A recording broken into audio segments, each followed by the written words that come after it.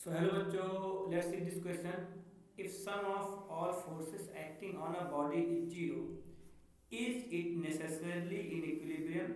फिर अगला क्वेश्चन पूछ रहा है if sum of all forces acting on a particle is zero, is it necessarily in equilibrium?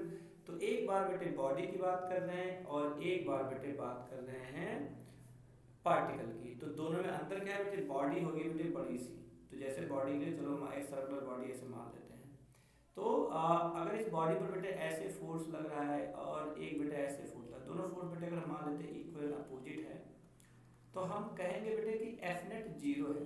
F net क्या है? जीरो है। लेकिन फिर भी ये बॉडी इक्विलिब्रियम में नहीं है। क्यों? क्योंकि आप लोग कार की स्टेयरिंग देखिए आपने, कार की स्टेयरिंग बेटे आप ऐसे फोर्स लगा तो ये कार की स्टेयरिंग ऐसे घूमने लगती है।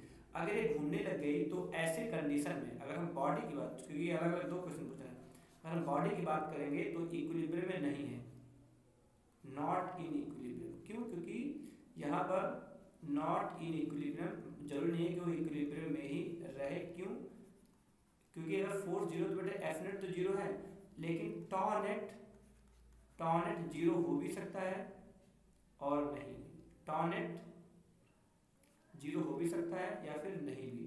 तो अगर टॉ नेट ऐसे केस में क्या हो गया बेटे, अगर ये वाली कंडीशन आ गई कि टॉ नेट जीरो नहीं है तो बॉडी इक्विलिब्रियम में नहीं है। लेकिन अगर हम बात करते बेटे पार्टिकल की, तो पार्टिकल तो बेटे बहुत ही छोटा सा होता है, उसमें बेटे बिल्कुल छोटा सा है। तो इसमें तो बेटे आप जो आपका जो फोर्स है वो हमेशा बेटे ऐसे ही पास करेगा।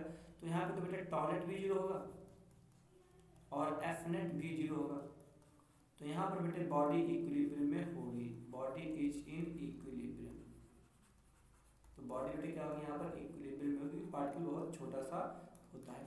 I hope you understand it well. Thank you.